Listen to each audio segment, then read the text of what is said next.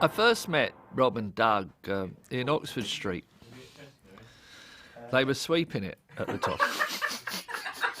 It was always our ambition, Doug and mine, to have our own sitcom. There was something new about the whole thing. It was groundbreaking, it was different. Original, innovative. Fabulous, but it was a space comedy, for God's sake. Rob and I both had this kind of half feeling that people would go, "Oi, what are you doing? You know, you shouldn't be here." We really didn't know what we were doing. My major concern was I didn't think it was that funny. And you know, when we were doing the read-throughs and things like that, and people like the writers, Doug and Rob, and, you know, sort of the people in the rehearsal room, the laughter seemed really forced. They seemed to be laughing in the places they thought that people would laugh. But to me, I was thinking, what are they laughing at, you know? The part eventually goes to Craig, who it turns out doesn't think it's funny, but Craig needed the kind of the comfort blanket of jokes, and there weren't too many there. I thought the first script was great. There were others who didn't, but I thought the first script was great. Fred Molina thought it was good, Alan Rickman thought it was good. Paul Jackson gave me the script, I phoned back and said, give me that part. But the only reason was not because I thought it was like, this is absolutely brilliant. It was because Paul Jackson was doing it. And if Paul Jackson was doing it, if he was leaving something like Saturday Night Live and all that, to go and do this, having done The Young Ones and having had the sort of career that Paul's had, and made some of the best decisions in TV that Paul had, I thought, if I can just get on his shirt tails, and I can maybe surf along in the glory, do you know what I mean? And that I'm being genuinely honest now. If my memory serves me correctly, which it probably doesn't, is that Series 1 never happened initially. There was a strike. We were all aware, as BBC staff members, that there was a dispute in the offing, and indeed that boiled over, and industrial action was taken by the electricians that pretty well brought the whole of the BBC right across the country to a standstill. So each week we were kind of waiting to be told if the studio would be crewed up and manned or not. And we did a couple of weeks of rehearsing the first episode and getting stood down on the Thursday of the weekend or whatever. So we started then rehearsing the second and the third each week to go in and make that one each week. And in the end, I think I'm right in saying we rehearsed all 6. Never shot one of them. It was stopped as far as the camera was concerned. In every other respect, it was still going on. We had to work it that way in case the strike was turned off. The electricians just walked out. So we tried shooting it by everybody lighting matches. That wasn't involved in the actual shot. You know, if you weren't actually in the scene, you'd light matches and hold them until they burned out and everything. Every week we would say, well, we can record 2 at the end, or we'll do bits of them. But we got halfway through and we thought, there's no way of catching this up. And we honestly thought that was probably it. I've just got my first TV series, and 6 weeks later, I haven't filmed a frame of comedy. So I thought this was it, devastating. I thought, that's my higher power. That's a sign from above that this was an absolute turkey. Get yourself out of the wreckage straight away. But the good thing was we'd done enough of it, and, you know, other people, Peter and other bosses from the BBC had been in and seen it in the rehearsal room. And I think people more and more started to get it. Then we got another phone call from Paul saying, no, we're going to remount.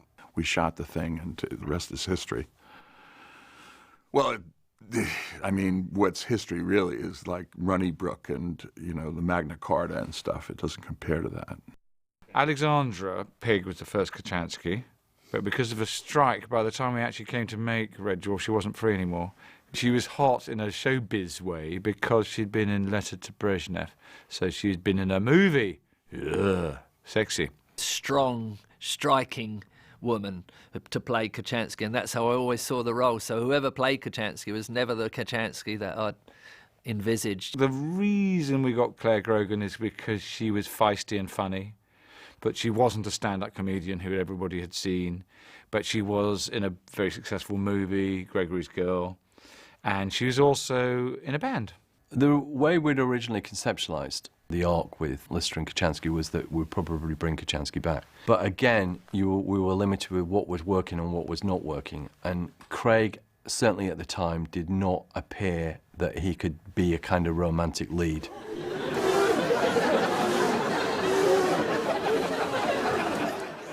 I made a terrible cock-up. I'm going to own up to this, probably for the first time. Claire Grogan played Kochanski, and there was 2 Claire Grogans in Spotlight. And I thought, well, it's a 50-50 chance, because the photographs were similar, and I found out the wrong one.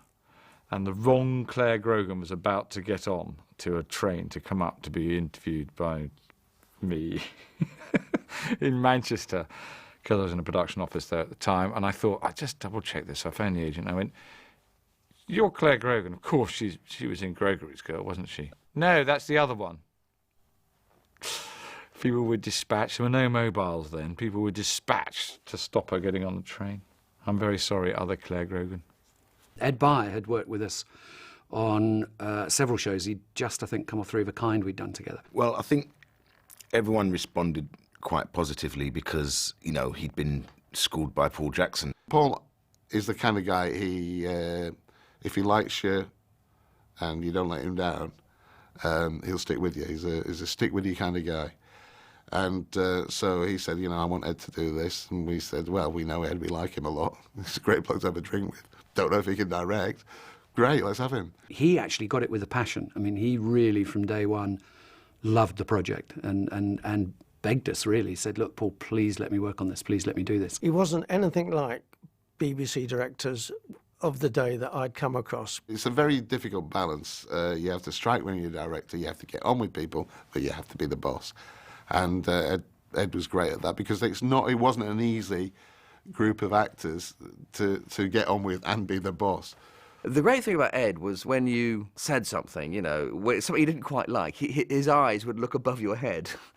They wouldn't look at your eyes, they'd look at your... So he'd sort of say, I think there is a reason for doing that, but maybe not here. He used to do this a lot. He used to go around and looking at the shot, he'd go around like that. He did it a lot. He did it in his lunch break as well, looking at shots, the lady serving, you know, oh, that's a good shot, that made a good shot. Ed and Paul Jackson were obviously the good cop, bad cop, you know. Ed is kind of a tall, gangly, naturally funny, likeable, kind of sort of amenable kind of chap, do you know what I mean? He'll sort of cajole and coerce and try and get the best out of you like that. Was Paul coming and go, do it now! I was working in this area with these new young comics, and so I was kind of the grown-up, and I was so not ready to be a grown-up. I can't remember, I was 30-something maybe. And so I'd be there at 3 o'clock in the morning in the curry house with the lager going down, and then I had to get it together. So when it was 8 o'clock and time to turn over and somebody hadn't turned up yet, or the location wasn't properly set up, that was quite serious for me, except I'd have as bad a hangover as everybody else. George, sorry to be stupid. Why aren't the scutters just here anyway? Is it really essential that they have to be... Well, the idea was that they came in with... Yeah, but it's not working, is it? We don't see them. Can't they just be here all along anyway? I mean, we're not seeing them that they're following Lister in anyway. Yeah, he's just saying he's going to pick it up. Where from, Ed? That was great. That was great. That was dead right. There's this great myth that, you know, he puts the fear of God into people, you know, as a producer-director and, you know, top man in terms of producing television shows. And people who say that are absolutely right. But that's quite good, because you've got that in the background, you know. When all else fails, light blue touch paper and watch him fly. I was young. I was successful. I had all this money. I had all these experiences that I felt I needed to experience, you know, and a lot of them keep you up late. Do you know what I mean? In fact, a lot of them mean you don't go to bed at all. They were quite a difficult cast to manage. I mean, you had some characters here. So, yeah, we did slightly play it. I would lay the law down, and then Ed would say, look, don't piss him off, because we're just all going to have a terrible day if you wind him up. Please turn up on time tomorrow, because, you know, I get it in the ear from him if he's in a bad mood. So can we just all try a bit harder? You can't camera block if your cast is still asleep in bed. And that's why Paul went mad at Craig that time. I genuinely was angry. I was pacing around. You've got a crew standing there, you know, and I mean, it's discourteous, and it costs money. And you've got the rest of the cast, and they're all beginning to... They want to see, is he going to get away with this? Because maybe if he gets away with it, then why should we any of us turn up? So I had to make a bit of a thing, but I didn't want to do it in front of everybody, so I went out and waited for him on the steps of the building. Car pulled up outside the BBC and Paul was pacing. Paul Jackson grabs him by the T-shirt. his lapels were sort of drawn above his head. And he went like that, and the T-shirt came away in his hand.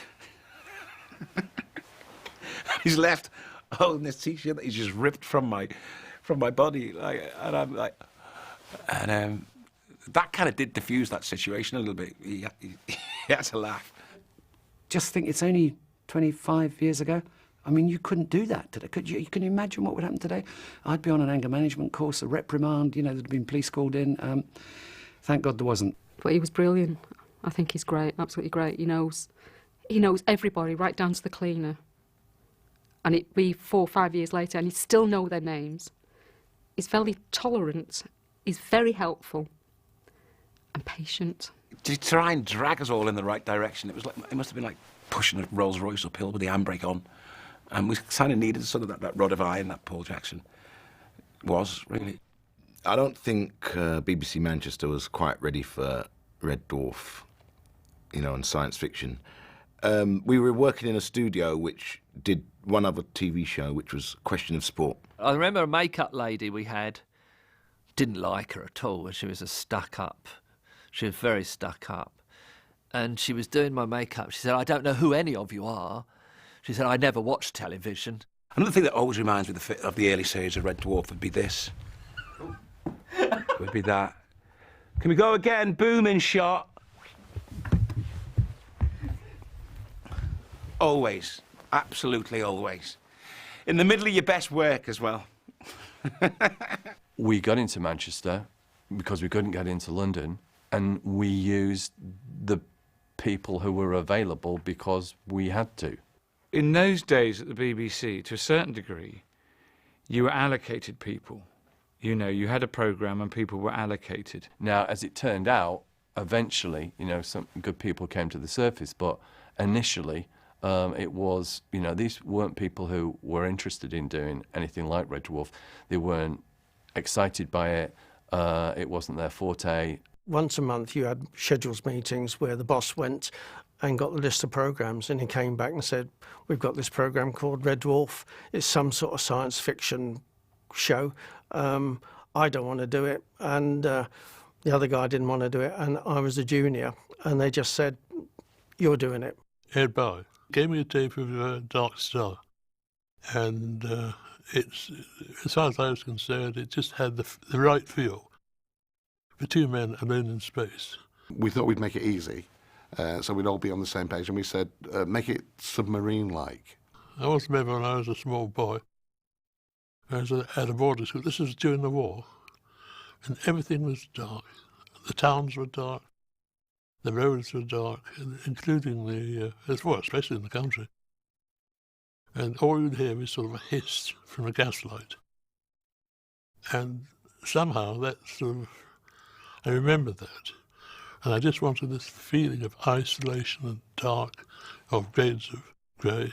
I think Ed treated it maybe like he'd treated other shows and just expected the set to show up, and you needed to be there much more going, hang on, this needs dressing, this needs that, this looks like wood, blah, blah, blah. But by the time it was up, we were there ready to shoot, and there was no time. We had our Starfield and whatever, although there were really Christmas tree lights, and they failed with about an hour to go on the very first show, and they were all in series, and there was sort of 200 or 300 of them, and we had no chance of finding out which one had gone. So we had to go to plan B, which was get a bit of black drapes, punch holes in it, put a piece of white card behind it and backlight it, and which is why the stars never move. They don't even twinkle. We kind of thought that everything would kind of take care of itself, and it doesn't. I remember Doug having us all racing around on the night of the first recording, I think the pre-VT actually, it was before the audience were in, getting coloured chairs from the canteen in the Beeb just to get a bit of colour in. Rob and Doug are very, very hands-on as writers. Again, much more common now. It wasn't so common then. The old style, literally, you know, a writer would write a script, send them into a producer, and probably not see them until they went out on air, literally in some occasions. It was very much at the beginning, don't say too much. You can make so many points, and you have to be right every time. And then, of course, as the weeks passed, you know, you built people trusted you, and then you could do more and more and more. But in those early days, it was very much gently. The writers would say to me, Donna, can you help us and go out doing a bit of shopping? So I used to go out after the read-through. We'd do a block and I'd go out shopping to get little bits and pieces to add just a bit of colour to the set. And I had to do it in secret because I didn't want to offend Paul. And I think there was one point where I think Paul nearly caught me because I was in the camera room taking out camera cable like this. And all of a sudden Paul came up to me with his pipe and just stepped over. What are you doing, Donna? I said, oh, nothing, just tidying the cable up because it's a bit messy. OK, and he walked off and I couldn't believe it. I was carrying on, throwing it onto the set and walking off. The people would come from Manchester, from everywhere, and we'd rehearse it with like little lines on the floor to denote what rooms we were in and stuff like that. And we'd do a full dress rehearsal and they'd be writing things down, and you'd have John Pumphrey there going, yeah, we're going to need a blonde hair, we're going to need a bit of a red hair. You take copious notes, masses of notes, and draw little heads on the plan and whatever, and then go back to Manchester. I would then sit down at a drawing board and create a lighting plot. And it was terrible, you know, if you were rehearsing that in front of people and they were like, you know, that was your reaction to it. And you're like, this is a comedy. Oh, God, we're going to die on Saturday. We're going to die on Saturday. It's all going to be pants. Because they weren't great audiences, you know. But then again, they were doing their jobs, you know what I mean? They weren't concentrating on that. They were probably thinking, how am I going to get a light there? Or, how am I going to get the boom in there? We rehearse an acting. And then I think it was on the last day of rehearsals, we'd all get on a coach, and the coach would drive us up to Manchester. And then we'd get off at Manchester, go into the hotel, do the 2-day shooting, following day, back in the coach, back down, rehearsals. It was weird. Manchester every weekend, staying at this hotel, which I won't name, that I didn't like at all. It had curtains, and you'd open them up, the curtains, and there'd be no window there. It was just some curtains put on the wall. You know, a traditional big old, you know, truck of a Victorian-type hotel. I was there once, and the ceiling fell in on me when I was asleep. I woke up and the ceiling had actually plaster had collapsed on my head. This original hotel had sort of people of the night knocking on the door, you know, making offers. A particular activity that I have to say we did not get involved with. Hello, would you like company for the evening? You're going, what do you mean? And then you realise who this plump Mancunian girl, what she was and why she was there. God knows. It didn't happen to me, but it happened to several people, and so we had to move from that hotel. I remember that. Yeah, so we moved on to the Midland, much classier, thank you very much. Had windows. Good morning, Dave. It is now safe for you to emerge from stasis. I've only just got in. Please proceed to the drive room for debriefing. We spent a lot of time planning things that were actually really important, as it turned out in the end, like what the show looks like and how you even start it. What are the titles like? The original idea was to start on Craig Charles painting the letter F, as it turned out. We chose the letter F because it was a convenient shape and we could fit the rear projection screen in quite easily. The idea was you'd start on a close-up of his paintbrush, pull back to reveal him in his spacesuit. And you pull out and you pull out and you pull out. You just keep pulling out, all one shot, until you've got the whole spaceship. And it was going to kind of go like that, and it was all going to be one shot. But we couldn't really get it to work like that. The problem was mixing from the letter F on the Red Dwarf logo, which was built about 3 feet high. We then had to match that to the letter F on the main model, which was only about 2 inches high. And the difference was too big. What we needed was an intermediate stage as well. You can get around all this now, but those days it was like, you're mad, it'll never work. I think because he was a hologram, Rimmer, that there was a bit of a debate early on as to how this was going to be, you know, manifested on me as an actor. No, I mean being a hologram. Do you mind?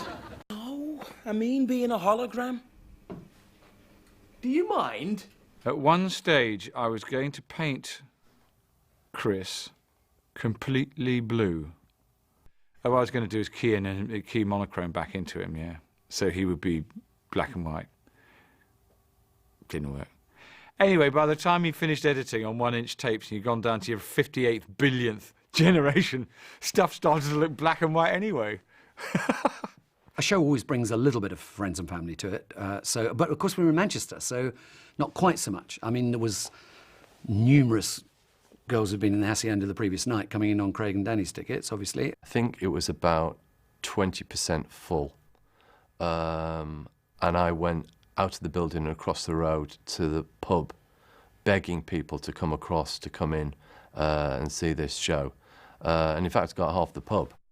Well, with the first episode, as anticipated, not that many people laughed at what they saw because that's not actually true, actually. They did laugh at what they saw, but we didn't have enough jokes in it, so we went back and put more jokes in.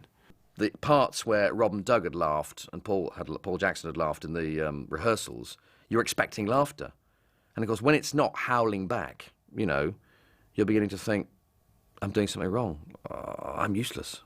OK, Modo, spell orbit. I've seen your report. You cannot spell orbit. O-R-B-I-T. That is how you spell orbit? You just had to keep mentioning to yourself that this is the first time that anyone's seeing this. And, you know, people aren't going to laugh immediately at it. It'll take a while to sort of bed in, you know. It's a TV programme. Think about the audience who are going to see it at home. There was no pilot made, which is a huge disadvantage because the great thing you want to do with a pilot is see what works, see what doesn't work, then go away and then rewrite all the scripts and work them based on what you've learned in the pilot. I remember at the end of the show me saying, I got what I wanted out of that, and in the back of my mind I was going, no, I didn't. The first episodes are always hard because you've got so many things to establish that you don't know, never mind that you've got to tell the audience. And secondly, with sitcom, you've got to lay pipe, but you've got to get laughs just like on an ordinary show. You know, you can't say to people, just watch the first episode so you know who everybody is, and then the comedy will come next week. You've got to get laughs as well. You've lived with the script for so long that you're very reluctant to change any of it, and really probably most of it needs changing. We could see, as we were rehearsing it, that there were flat areas and it wasn't funny enough, and there were all kinds of things wrong with it. But we couldn't sort of bring ourselves to do anything about it until it was far too late. And I think until it went out in front of the audience and got very, very little, that no one was really listening. And in fact, I remember the second show, and Paul gathered Rob and I together, and he said, I've got one note to give you. And I said, more jokes. And he said, yeah, more jokes. At the end of the recording of the first series, we had a spare recording date, including a day's pre-BT, so we could do a whole another show. And I knew it was there, and I think I maybe even discussed with him and say, you know, we might have to do a 7th script, and that actually wasn't really very practical. So we devised this rather cunning plan of using that last week to go back and do pickups for the rest of the series. And again, you know, because the BBC worked in these blocks and kind of then didn't really monitor it very carefully, nobody noticed, in effect. We just delivered 6. 4th engineer Grace Allender. I never knew you, Grace. I'm really sorry you're dead. That scene where I was acting so terribly crappily, my timing was just all to pieces, really. And it didn't really help the pathos of the situation when you're surrounded by little plastic swivel bins and things like that, which keep going, swinging backwards and forwards, and it's so obvious it's like a kitchen bin. And I think it might have partially been my fault, because then in those days I thought, well, swing bin, that's kind of cool. We'll put the canisters in a swing bin. I mean, that's amazing, isn't it? No, actually, it's not amazing at all. It's stupid. We really liked that scene. I remember I particularly was fond of it because it was kind of poignant, and you didn't really need poignant. And what you needed to do was make bloody people laugh and so they'd tune in next week. So we lost it, and it was better for it.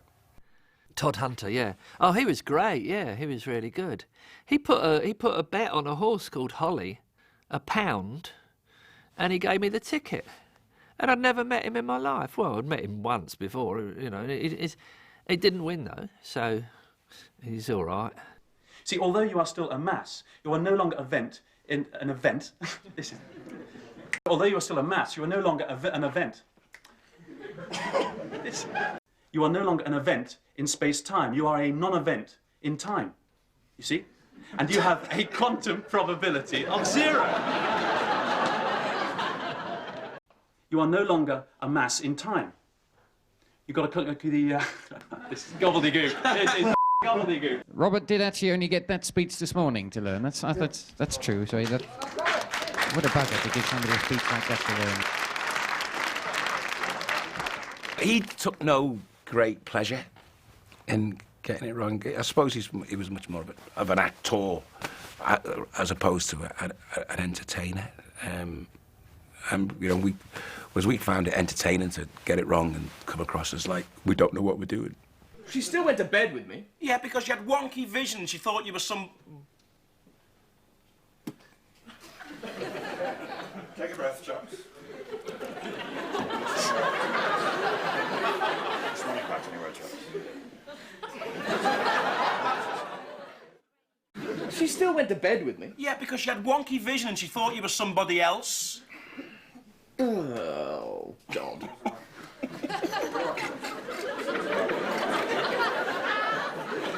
We wanted Mac because we wanted somebody who was funny and American.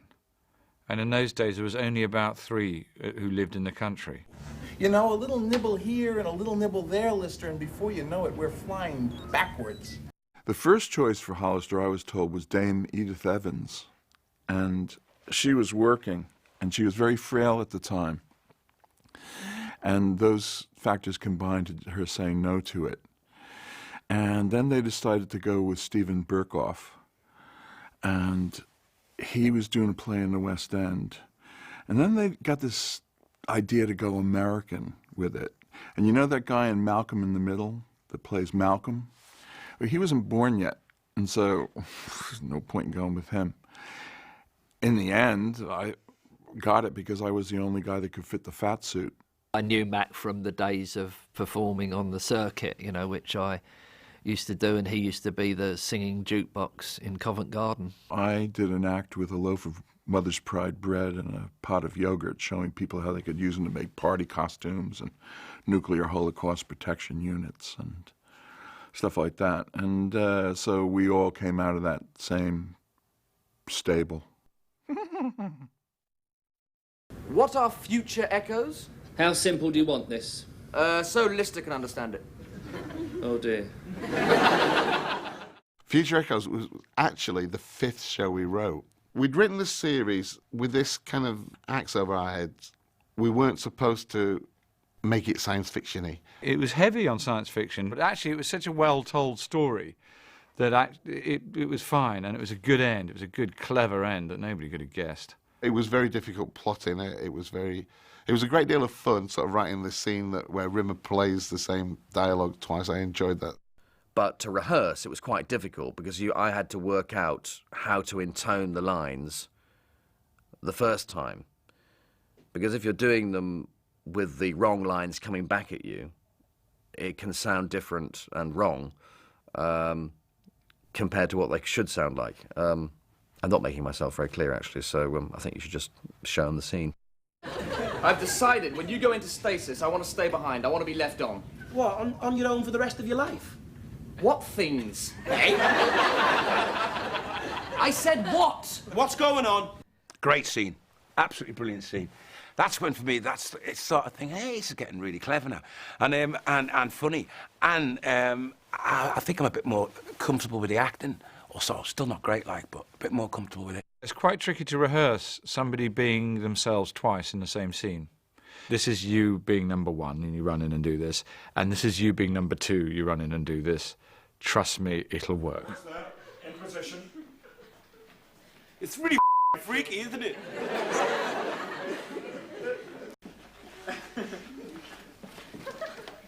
What? Ah! Rimmer! I've just seen you walk out of that door. What?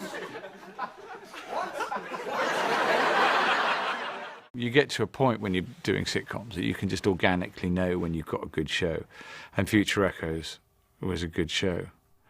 The audience reacted really well, but they reacted really well for a reason. It was a good show. Ladies and gentlemen, thank you very much indeed. That's actually the end of that episode. As you can see, the credits will roll over that Polaroid. Thank you for being such a fantastic audience. That is the best audience we've had in the 4 shows so far. Or maybe it's the best show, I don't know. But anyway, it's got the best response. This is you aged 171, Dave. That was really cool. I was in makeup for days. And, yeah, because they sort of aged me with, I think it was latex, I don't know if we'd reached latex yet. It was probably paper mache.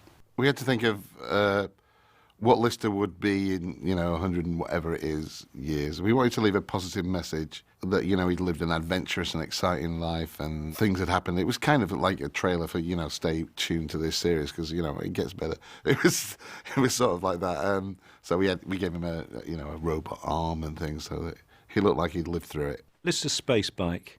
Yes, that was a Sinclair C5, and we removed the bodywork from it, and we placed a pair of drop handlebars on it, and we dressed it in the finest BBC Visual Effects Department style with silver tape and spray paint.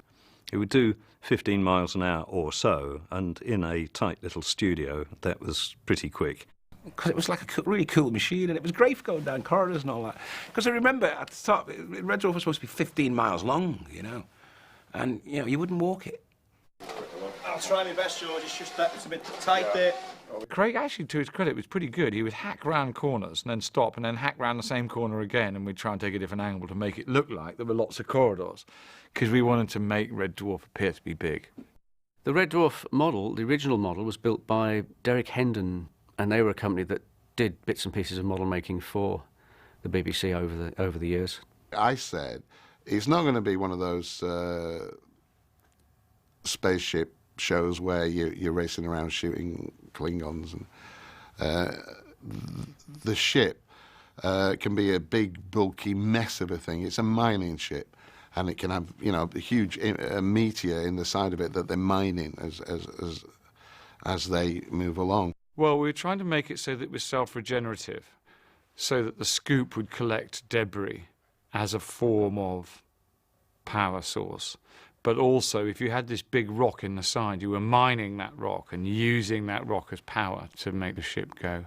Peter Wragg did a rough sketch on a bit of paper and passed it on to Derek, and Derek built what his interpretation of that sketch. I mean, I love the ship, but we didn't mean it to be red. And so we saw this ship and we said, what? It's red. It's called Red Dwarf. And so I was a bit, oh my God, what have we done? What have we done? When the model turned up, it was essentially a giant red brick. Originally, it was going to be maybe a long ship with interesting jutting out bits. It turns up as a big squat thing. We went away and thought about it and chatted it over and saying, can we live with this? Will they respray it? And we got used to it and thought, well, actually, sod it, yeah, let's do it. It's different and it's unique. The main problem for me was that there wasn't really anything particularly interesting sticking out of the ships that we could get the camera through to create a real sense of size, because it was meant to be something like 5 miles long. So it became a more tricky shoot than I'd envisaged. The Red Dwarf spaceship approaches camera, and then the camera sinks below it and it trundles overhead. Unfortunately, the model hadn't been built for that. It had no underside detail, so we had a couple of guys from BBC Visual Effects, Tony Auger and Martin Geeson, who had to go out to, I think they went to Hamleys and bought a load of extra model kits and stuck them on and then sprayed them, which is why the underside looks a slightly different colour to the rest of the ship, because it wasn't obviously sprayed with the same paint. I was comparing at a comedy club called Jongleurs in London, and I was approached by a very tall man when I was having a drink in the interval, and he said, have you ever done a warm-up for a TV show? And I said, no. And he said, you'd be good at it. Do you fancy doing one? We're doing this new show called Red Dwarf. And that was Ed By. Sexiest? Okay, here we go. This is my sexiest fake, Steve. And what he used to do was do competitions with the audience and give them bits of wood as prizes. In our show, if the warm-up guy wasn't good, the guys were merciless because they did stand up, so they were merciless. And Craig was known to take the microphone and tell a few gags So Tony was the only one he never did it to because he had his own style and he was funny anyway. Well, we don't have time to do a warm-up, so, well, I'll just...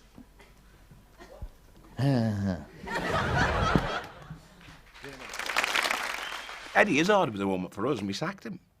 Do you know what I mean? He just didn't get any laughs. You haven't got time to do the concepts that Eddie sort of tries to weave on stage in a warm-up slot, you know. Oh, no, it's not. A little bit of a showbiz discussion here, really. I'm in room 461. That sort of thing. He just did lots of small roles. He was a voiceover of a vending machine, he had a banana bomb, he was Caligula. It was very much like a team. And even as the person that does the warm-up, who's normally just feels very outside it all, they were very good at including me in and making me feel part of it. You know, he used to get back to the hotel and he'd play that, you know, that Les Dawson piano where he'd play the wrong notes. And so there'd be sort of a bar mitzvah going on in the hotel or something, and then Tony Hawk's would be playing da da da da dee da da dang da, ding dong. It was great to watch people wince as they were trying to check in. Jesus, who hired that man? What's this? Learning drugs? They're illegal, matey. I'm afraid you're in very serious, grave, deep trouble, Lister. Where did you get them? I want names, I want places, I want dates. Arnold Rimmer, his locker, this morning. It's one thing to write a pilot and people go, well, what happens in future episodes? And you go, oh, well, they'll have all sorts of adventures, they'll be travelling through space and just amazing things will happen. And people go, oh, OK, fine. And then when you actually get the commission and you think, hang on, we've killed all humans off, we've got this no alien rule, no monsters rule, what are we going to do? We did the flashback partly to open it up a bit because it was getting a bit claustrophobic. I mean, it was a prison with not even any guards in it. But I do remember thinking the show would be much better if we brought these guys in all the time. How are we going to sustain me, Rimmer, Holly and the cat for any length of time? And we also thought, you know, in a science fiction-y kind of way, you can get back to the original cast. And I think we had it in mind that we might do that quite a lot. Craig had a habit of smoking the props, so that by the time he came to do the scene, he'd go in, the box would be there. Donna, where's the cigarettes? And I got fed up with this because it looked like it was me that I'd forgotten to give him the props. And then he comes up with I think it was him that came up with the idea of putting the cigarettes in his hat. Helen would come and go, can I have a cigarette? A packet of cigarettes. I said, why? Oh, Craig wants a cigarette. I said, tell him, you know, Craig, there's the shops outside. Go. And she'd go off. Candy, Denmark forever. Is this Peterson's arm, Holly? Coming out of makeup with two completely different arms, one of which, of course, was Peterson's arm, and behaved like Peterson's arm, was incredibly odd. Tell him to stop it! What is this? Cabaret? Entertainment while you eat? I'm sure even at drama school they don't say, right, there you are, one arm is yours and the other arm isn't. The other arm belongs to someone who hates your guts. How's it going to perform? I'll have you know I chose this face out of the billions available because it happened to be the face of the greatest and most prolific lover who ever lived. Rob and Doug and I had made a decision that it would be better to see Norman rather than just hear him because he's got a great lugubrious face. Initially, the money was low because it was a voiceover, so they can get away with paying you peanuts for that. Norman had been banging on right from the start. He's saying, get my face on screen. That's the money. So I kept moaning and whinging about this. I said, why have I got to do a voiceover in a TV show? Why can't you see this face? And why can't this computer called Holly look like this bloke here? By the time we'd recorded the third episode of the first series, it had been agreed that we would see Holly and we'd go and reshoot some of the bits for the first and second and third episodes. With Norman, what we had to do is suddenly had to find a position, as he was envisioned, where we could get a camera. We couldn't dedicate one camera to him all the time. So cameras had to get in and out, and he had to be in a black area. We crushed the pictures very slightly to lose all the blacks and pushed the signal through a clipper keying system. which broke up his face slightly. They thought a computer, oh yeah, well it won't have a normal face, will it? It'll be pixelated. And I think they also wanted to do something with the voice, making it a bit, I don't know, Doctor Who-ish, like a Dalek. Or I don't know what they had in mind, putting some echo on it. Ed wanted to put some echo on it, reverb on it. And I said, no, that defeats the whole thing. Have it as me, just me, I'm the computer. The original requirement for the scutters was that they should be a shoebox-sized device with an arm coming out of the top of it. Well, I think I was given originally 2 weeks to build them in, but they actually took nearer 3 months. And that was only possible because of the strike. And these are remote-controlled robots, which again, you know, in those days was quite unusual. You know, it was still things that people went, ooh, at it on Tomorrow's World. I'm convinced that Peter Ragg was the only one in the studio who really believed in their ability to perform well. It was made of such scrap iron that every time we operated them, the radio control was interfered with by all the moving metal. So you would tell it to go, and you were unable to tell it not to go afterwards because it would just go all over the place. And there was one notorious occasion where Chris Barry and Craig Charles had just been dealing with them. And just as the word cut was uttered from the gallery, the head simply fell off one of these cutters. And I seem to remember Craig one day coming in and saying, what are we doing now, man? And I said, I think we're doing a scene with the scutters. They went, the scutters? I've got time for a fag. Bastards. Bastards. Now, if we'd done Red Dwarf after we'd done Robot Wars, the scutters would have been fantastic. Down, slowly. Now very, very, very slowly forward.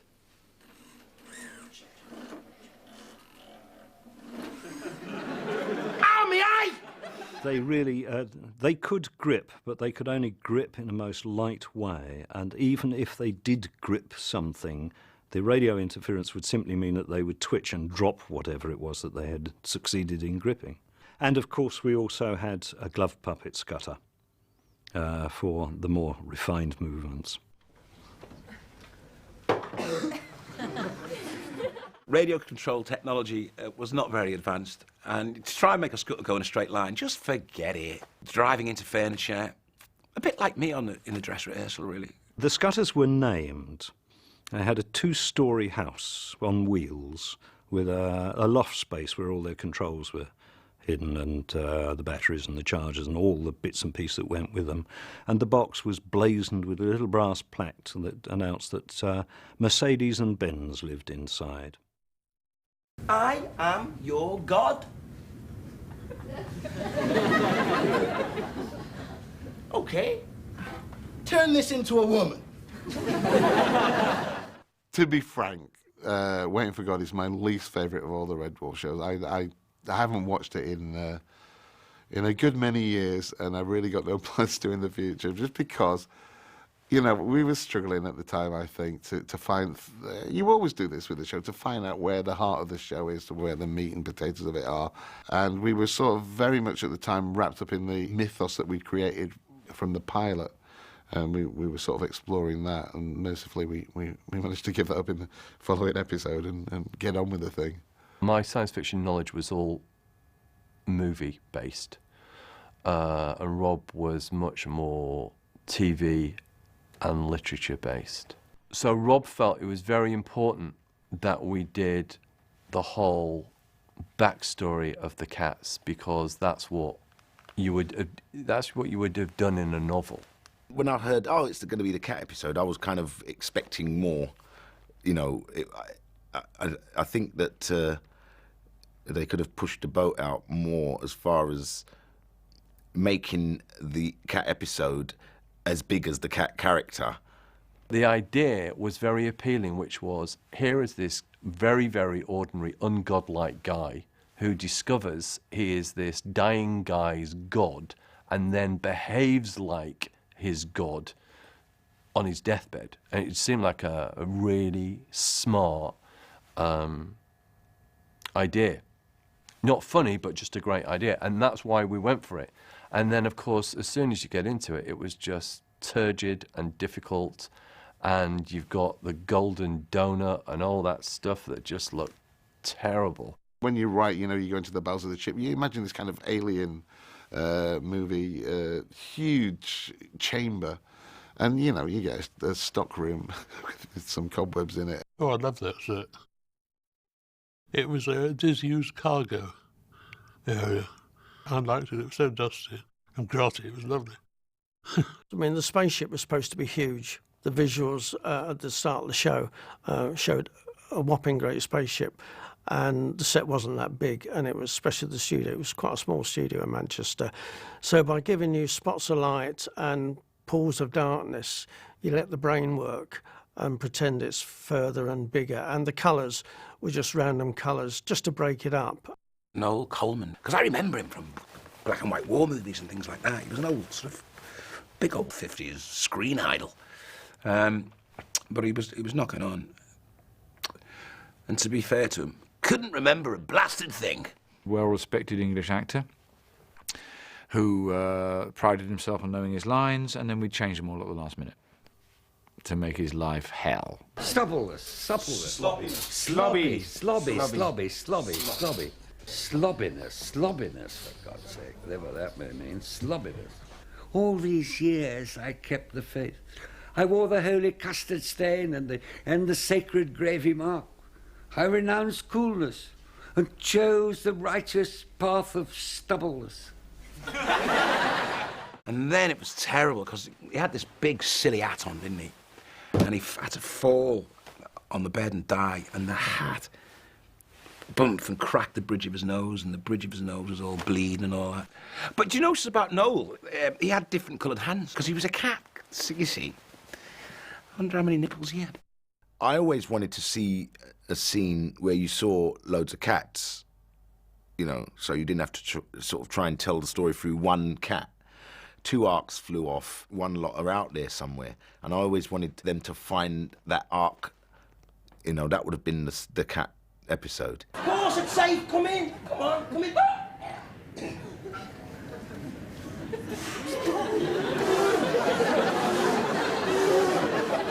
Don't ask me how I learned to do that. Don't even ask me how I found out I could do it. It's just...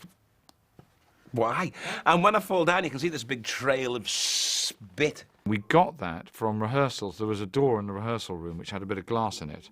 And he would go outside the door and go, here, watch this, and do that. And we went, and so in it went. They must have looked something like a roast chicken.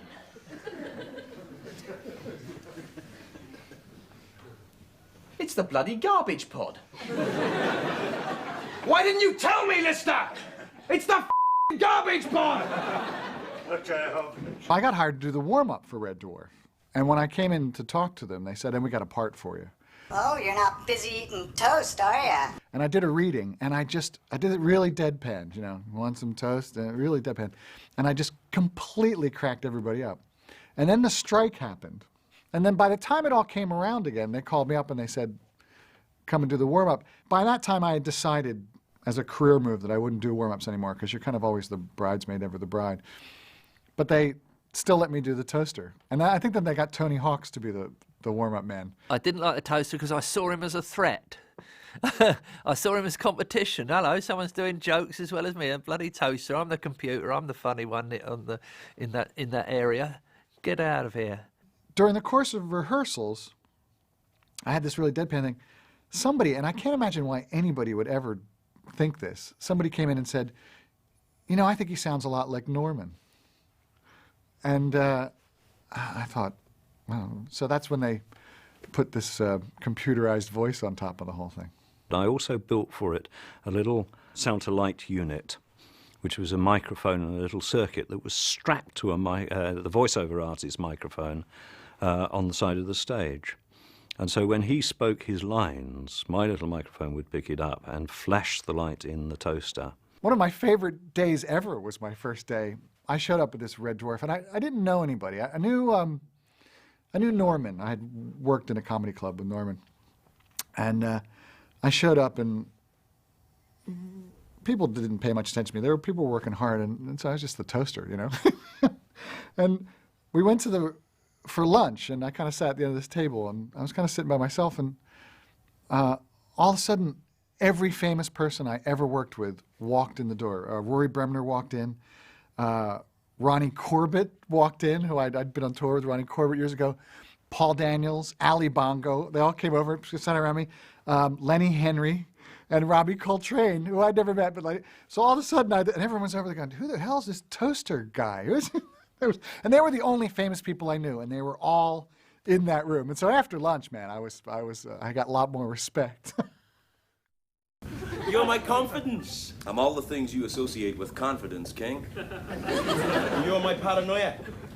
Isn't that a urine stain on the front of your trousers? I mean, Rob was right in terms of not meeting an alien of the week or a monster of the week or landing on a planet, is that it would force us to come up with something original. What it forced us to do was, instead of looking outward, it made us look inward into the characters. We're both fascinated by psychology and what makes us all tick, and we both nearly did it at university. I say nearly, we actually went and were supposed to be doing it. But that we were very interested in that kind of thing. Confidence and paranoia kind of did tap into a theme we were going to go back to, though we didn't know it, of the psyche made real. You can do anything. Anything.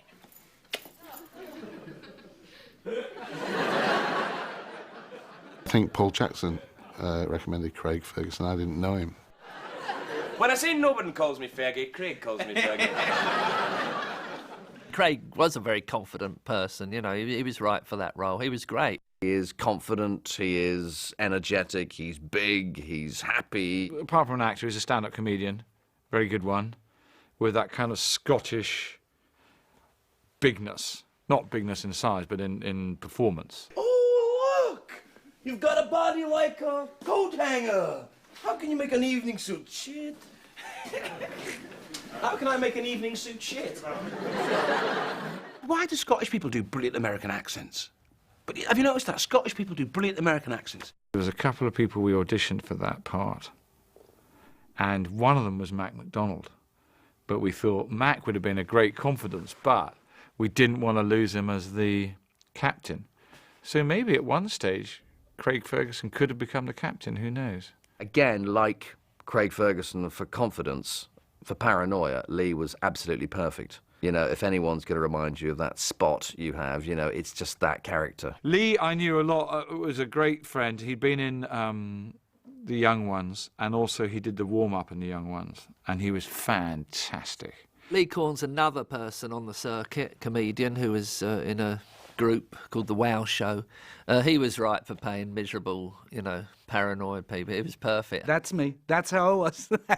Yes, that's right. He was the opposite of Craig. Healthy, you know, white teeth, tan, larger than life, and this guy was sort of just really into himself and nasty and creepy.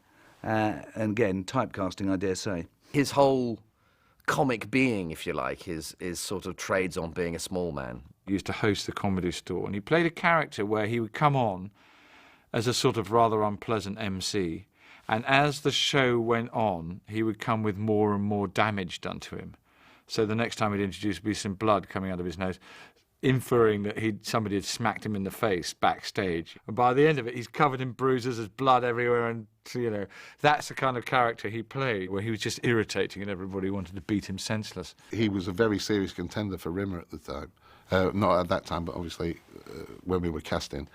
And so we were on the lookout for a meaty part for him. I saw it recently and thought, yeah, you know, quite enjoyed what I did. I mean, I looked so ghastly. I mean, they didn't have to do much makeup on me to make me look sort of that drawn. I thought obviously how young and thin I was, but yeah, I was quite pleased with that. I don't. Sometimes you can look at yourself and go, oh dear, but you know, I was pleased with that. A gantry was, to say the very least, jury-rigged around that scene, and we quite literally stood up there with buckets of fish that had been bought that day from the fish market, and we left these in the cooling environment of a Manchester studio for most of the day. So they'd been up there all day and just basically part cooking.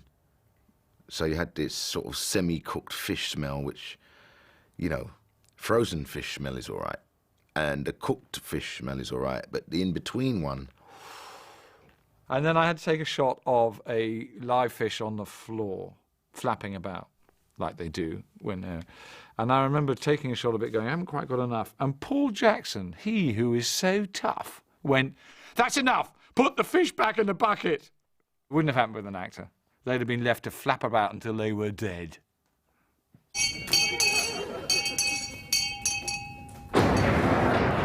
The Mayor of Warsaw spontaneously combusted. This was simply a roll back and mix camera gag. You do a lock off. So the guy comes in, he rings the bell, and at the particular point we cut, ask the man to move, and then you fire off an explosion. You get his clothes, you hang them on a wire, and you drop the clothes. And then always for good measure, you take a shot of the clothes on the floor or landing on a heap. And that's how you blow somebody up. Please note a dust storm is approaching. Ship exterior is now out of bounds. All airlocks are being automatically sealed. We had to provide a sort of POV shot of the dust storm in space approaching the ship. So at the time, I think we'd been messing around with water tanks for some nuclear explosions for aliens. We'd had a 4-foot square tank made up, which we filled with water. And at the back of the tank, we have a little probe which we squirt Jay's fluid through.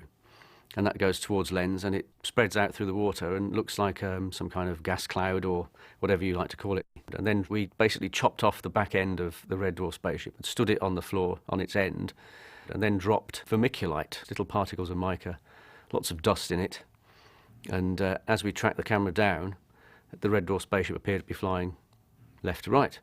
You don't need anything, King. You're the king. You're crazy.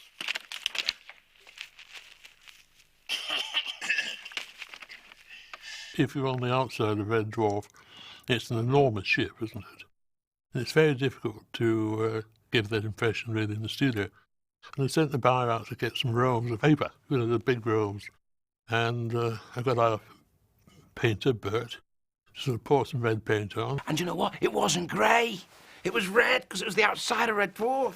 We got away from the grey, and all of a sudden everyone was like, had a song in their heart and a smile on their face. Paul designed the set against the sound gallery wall, and the stairs that they came down were the actual stairs from the sound gallery. Of course, the vision mixer sort of managed to double that up by pushing a few buttons. And drop them in on the edit into a bigger shot. And then the close-up was actually done on the studio floor. Craig Confidence was simply directed to walk along the gallery and position himself in a specific point. And at that point we could cut and lock off. We then took him out, and it took quite a long time to do this change because we then had to take a panel away and bring an air mortar up behind and charge it and load it with debris and put in an empty space suit which was connected to the air mortar. And once everything was ready, we simply rolled the cameras again and fired the button, and everything went bang at the same time. The secret is to make the explosion happen very, very close to the edit. So you have normal person, explosion straight away afterwards. So you don't see much of the dummy. And that was a great special effect where it exploded, and I got injured. I got hit by bits of things, so when you see me falling like that, that's because I caught a little bit, you know what I mean? All my own stunts.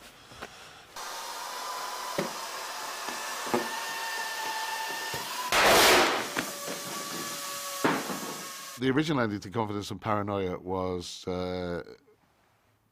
Lister gets Holly to power down unnecessary resources, and he has enough power then to generate another hologram, and it was going to be Kochanski. And it was because it was the sort of the final show of the first season, we thought, oh, well, you know, it's kind of a bit of a cliffhanger. We want people to think what's going to happen next. It was only after the hiatus, and we were sort of sitting in the office talking about the series, and I said, you know what we should have done at the end of that? We should have brought back Rimmer instead. And Doug said, you're right, let's write it. And I said, you're mad. We've got 6 shows. We're not going to get paid anymore. Why would we do that?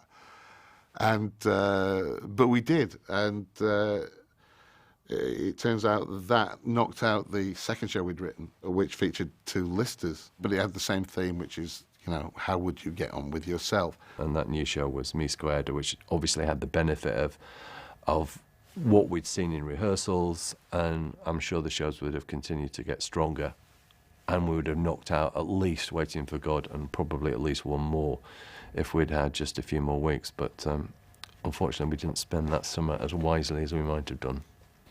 Do you honestly think I'd put Kachansky's disc in Kachansky's box where any munchkin could find it? You think you had it bad before, Lister. Now you've got it in stereo, baby. Welcome aboard, Rimsey. A pleasure to be here, you old munchkin, you. Now, we'll do it again, and we'll just... saying the line is going to be too difficult to do. Everything tickety-boo? Absolutely want, Mr. Rimmer. I'll be along the lickety-split. Carry on.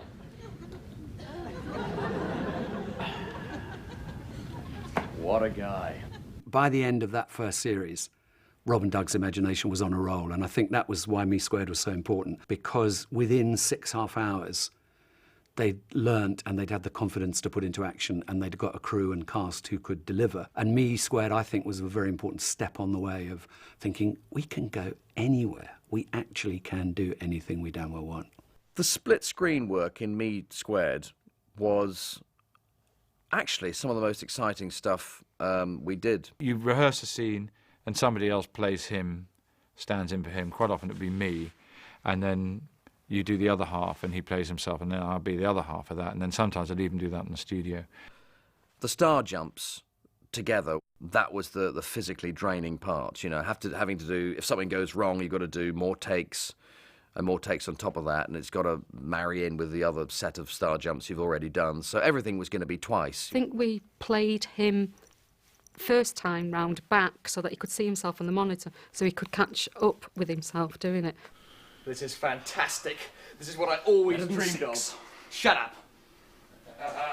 To do something completely different, which is work with yourself and work to a track that you've already laid down, you know, you really need a director who's completely on top of the game, and Ed Bye on that day was absolutely there with it. Better watch what you say about my mum. Now grow up, Mr. Gaspacho! Right, hold it there, love. Right. I said, Mr. Gaspacho! I don't need my script in this, do I? It was interesting. It was hard work. You had to concentrate. You had to sort of stand in the correct position and not lean over like that, which I mastered perfectly. It's weird because you're acting against nobody. You know, you're not getting any back.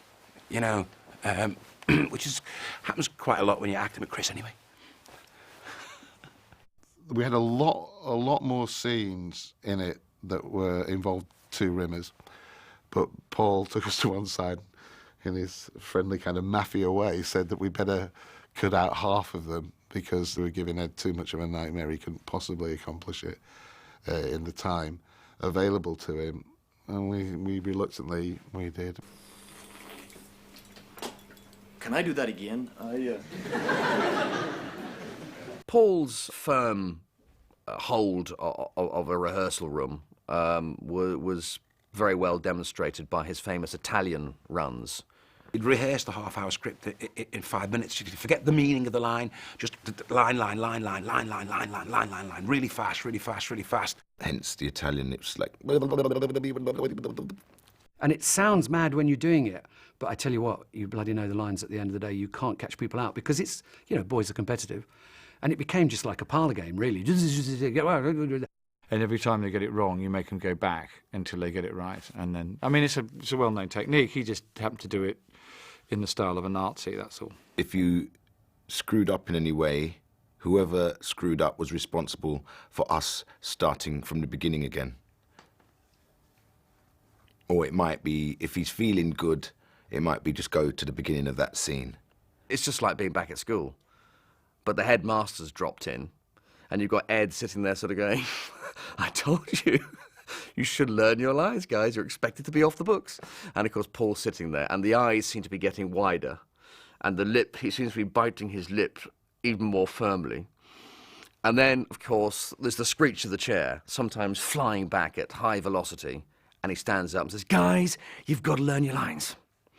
You've got to know your lines." And then, just when the veins start to sort of push through the neck, then you kind of know you're in trouble. But I read mine because I was on auto cue anyway. So when you did have a hangover, or when you did like this weird laugh that came out of nowhere, because you thought, where's the funniness in that bit? That's not funny. What are you laughing for? You couldn't get put off because he was so well versed and so well drilled with the lines. The speed read was a thing that actually I had learnt from the Manchester crew on Young Ones, Rick, Ben, Aid, so I assume it was a technique they had done there. And I've always liked it, and I've used it throughout. I haven't directed for 10, 12 years now, but I've always liked it as the director. What it did make you do was concentrate fully on, you know, because it's easy to sort of be doing the run and then sort of, you know, you'll wander off and, oh, that's a nice light. Often, Danny would have one line, page 17, and they get to page 17, and then Danny would have forgotten his line, and then you'd have to go back to the beginning. And what that promotes is hatred for fellow cast members, rather than, hey, we're really up for this, and, you know, we're all lads, and this is a bit of a drinking game. Danny could do other things apart from act and dance and be funny and be late. There was other things he could do. And one of them was he could roller skate really well.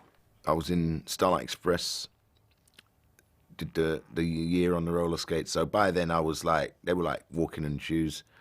Danny came in, showed us how he could roller skate. The next minute, he's roller skating in a set. Do you know, I think health and safety probably couldn't do that now. You'd probably have to mat in the roller skates later. Anything where I could show the audience something, you know, unusual that I can add to the character's string of things that he could do. I'd learnt to juggle when I was doing the musical Barnum at the London Palladium. Well, juggling's quite catty as well. You know, they do that with ping pong balls on the floor, you know. You can unicycle as well, you know. We haven't used that yet. I couldn't find a point of unicycling, but he can unicycle. 10 3/4 centimetres! Do you know what? Someone had chewed that gum, blown that bubble, then I had to put it in my mouth. Because they tried with me at first. Another skill I was late developing. I just couldn't do it. I couldn't even get even a semi-big. I couldn't even get a semi-bubble on. This is a Jordax, by the way. One of the important things, and Doug stressed this a lot, was we didn't want to make it. We didn't want to make contemporary references because it would date the show, which did mean, you know, inventing cartoon characters that they could talk about, Muggs Murphy. Well, we made a bit of a cartoon with Muggs running along shooting things, I think. We had to shoot bits of it so that you see Lister watching clips of it. But with all these things, you can only afford that much. And you could only see that much. So that's how long you had. Very quiet, please. Recording this time.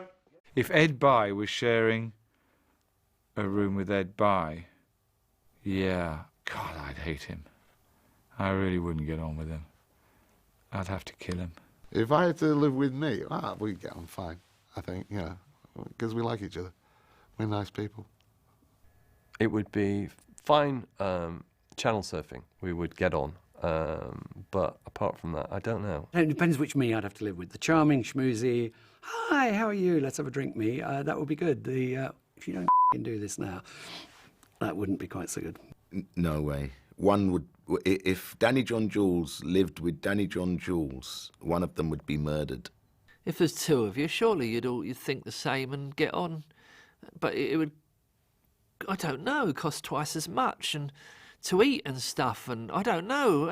It'd drive you crazy, wouldn't it, if you had another one of you? If I lived with myself, I'd probably drive myself mad, actually. I'm just really glad that I've got a tolerant family who could live with me. After all those years, only another normal Abbott sitting beside you, hanging around, you tell them to bugger off. I say, no, I can't deal with this, go away, there's just me and that's it. You don't work in show business, do you, by any chance? No, you don't want to live with me. But I'd make you toast in the morning.